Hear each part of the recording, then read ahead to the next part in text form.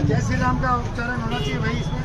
जय श्री राम, जय श्री राम, जय श्री राम, जय श्री राम।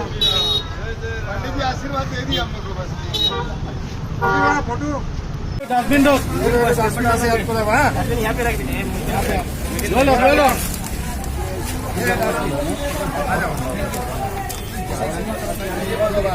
आपको पीने वाले का आ गया ना,